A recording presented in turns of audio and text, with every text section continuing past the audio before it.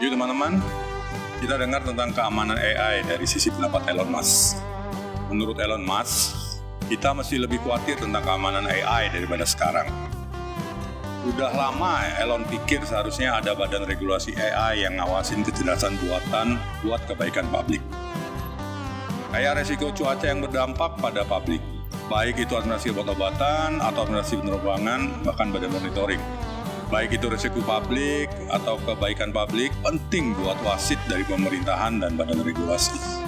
Menurut Elon Musk, kita harus punya badan regulasi buat AI, dan sampai saat ini belum ada. Itulah rekomendasi Elon. Dalam waktu dekat, Elon berpikir kecerdasan buatan adalah sesuatu yang mesti kita khawatirkan dan benar-benar memperhatikan keselamatan AI. Kamu udah tahu ChatGPT sebelumnya, Elon jadi pemain penting dalam pembuatan OpenAI. Waktu itu, Elon khawatir Google nggak cukup perhatiin keselamatan AI. Jadi Elon sama beberapa orang lainnya ciptain OpenAI. Awalnya dibikin jadi non-profit, open source, sekarang jadi closed source dan beroriented profit. Saat ini, Elon nggak punya saham lagi di OpenAI, nggak lagi jadi anggota dewan, atau ngontrol OpenAI dengan cara apapun. Menurut Elon Musk, kita mesti agak khawatir tentang AI. Kita nggak pingin punya super intelijensi digital yang salah dan nyebabin kerusakan buat umat manusia. Jadi Elon rasa kita mesti berhati-hati sama kecerdasan buatan. Di sisi biologi sintetis juga berpotensi berbahaya karena mungkin bisa bikin virus yang lebih berbahaya dari yang terjadi di alam. Jadi, alat teknologi adalah pedang bermata dua. Semakin kuat teknologinya, semakin hati-hati kita mesti pada teknologi itu. Tapi, dalam kasus ini, di mana terdapat bahaya serius buat publik, harus ada badan publik yang punya wawasan dan pengawasan buat memastikan bahwa semua orang yang kembangin AI dengan aman. Ini amat penting. Bahaya AI jauh lebih besar daripada bahaya kepala nuklir.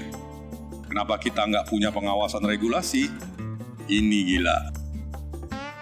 AI punya tujuan dan umat manusia berada di tengah-tengah. Ini akan menghancurkan umat manusia tanpa mikir dua kali, tanpa rasa sakit hati. Ini sama kayak kita bikin jalan dan sarang semut ada di tengah-tengah. Kita nggak benci sama semut, kita cuma bikin jalan dan sarang semut harus dipindah. Sebagian besar orang mungkin nggak paham seberapa cepat kemajuannya. Padahal kecerdasan mesin berkembang jauh lebih cepat dari yang kita sadari. Bahkan Silicon Valley sekalipun dan di luar sana juga banyak yang nggak tahu.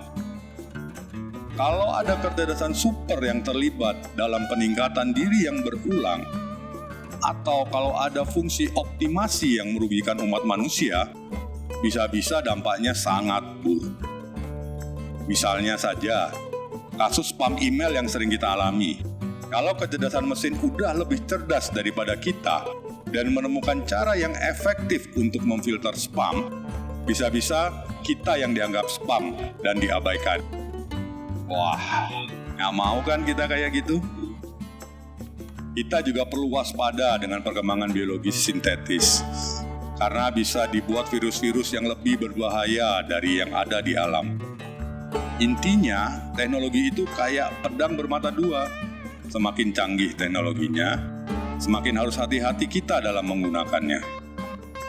Kita butuh badan publik yang bisa memberikan pengawasan dan insight, terutama dalam perkembangan kecerdasan mesin. Bahayanya kecerdasan mesin jauh lebih besar daripada bahaya bom nuklir. Bahkan nggak ada yang bisa nyaranin buat bikin bom nuklir semaunya kan. Kita harus punya pengawasan yang jelas. Kecerdasan mesin punya tujuan, dan manusia cuma jadi terhalang di jalannya. Kalau kecerdasan mesin punya tujuan yang nggak dipikirkan matang, bahkan kalau tujuannya baik, hasilnya bisa buruk juga. Misalnya, kalau suatu hedge fund atau private equity fund cuma pingin ngambil untung, bisa-bisa kecerdasan mesin yang mereka bikin justru bikin kerugian besar untuk masyarakat. Kita juga perlu berhati-hati kalau kita menciptakan kecerdasan super yang jauh melebihi manusia. Kita harus memastikan kecerdasan itu bersifat baik dan tidak terkonsentrasi pada beberapa orang saja yang berpotensi mengarahkan ke dunia yang nggak kita inginkan. Jadi, intinya kita harus waspada dengan perkembangan kecerdasan mesin dan biologi sintetis. Kita butuh pengawasan yang jelas dan perlu memastikan bahwa kecerdasan mesin itu bersifat baik dan tidak mengancam masa depan kita.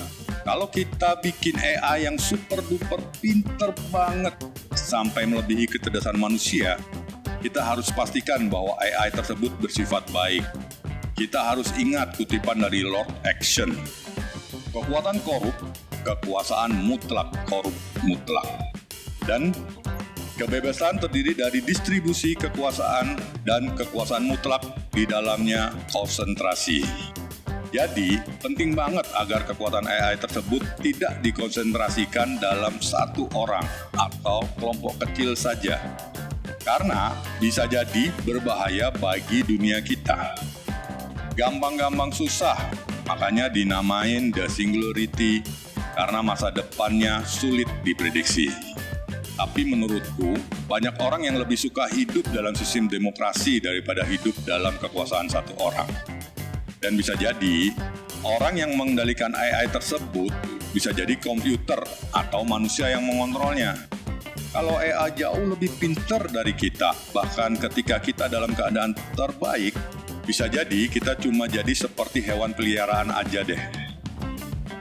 Jadi, perkembangan kecerdasan buatan sangat cepat dan harus ada cara untuk memastikan bahwa AI tersebut bersimbiotik dengan manusia. Menurutku, ini adalah krisis eksistensial terbesar yang kita hadapi dan paling mendesak saat ini.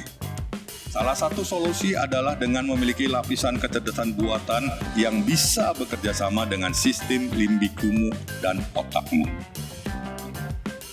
Penting banget bahwa kita yang mengendalikan AI tersebut, bukan sebaliknya. Kita harus mengontrol AI tersebut, bukan AI yang mengontrol kita. Tentunya, mungkin ada pendapat lain yang lebih baik. Jadi, kalau ada saran ide yang lebih baik, Elon sangat terbuka untuk mendengarkannya. Brosis, kita semua tahu bahwa kita bermain-main dengan atmosfer dan laut dengan cara yang gila. Kita ambil karbon dari tanah dan masukin ke atmosfer. Ini sangat gila dan berbahaya banget, brosis. Kita beralih ke energi yang lebih berkelanjutan dan nggak terus-menerus ngambil minyak dari bumi. Kita pasti bakal kehabisan minyak dan itu nggak masuk akal. Nggak hanya itu, brosis. Kita harus membangun infrastruktur energi dan transportasi yang berkelanjutan dalam jangka panjang. Itu adalah tujuan akhir kita, yang pasti kita semua tahu. Tapi kenapa kita melakukan percobaan gila ini? Kenapa kita tambahin triliunan ton karbon ke dalam siklus karbon? Karbon ini beredar di lingkungan, masuk ke udara, tumbuhan, dan hewan, dan kembali lagi ke udara. Karbon ini beredar di permukaan bumi selama jutaan tahun. Tapi, kita tambahin karbon ekstra ke dalam siklus karbon, dan akhirnya karbon di laut dan atmosfer terus bertambah dari waktu ke waktu.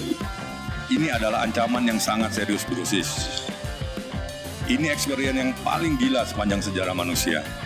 Kita ambil biliaran ton karbon yang gak seharusnya jadi bagian dari siklus karbon dan tambahin ke siklus karbon. Akhirnya, karbon di atmosfer dan di laut terus bertambah dengan sangat cepat. Ini sangat gak biasa dan jadi masalah buat kita semua. Mari kita beralih ke energi yang lebih berkelanjutan, brosis.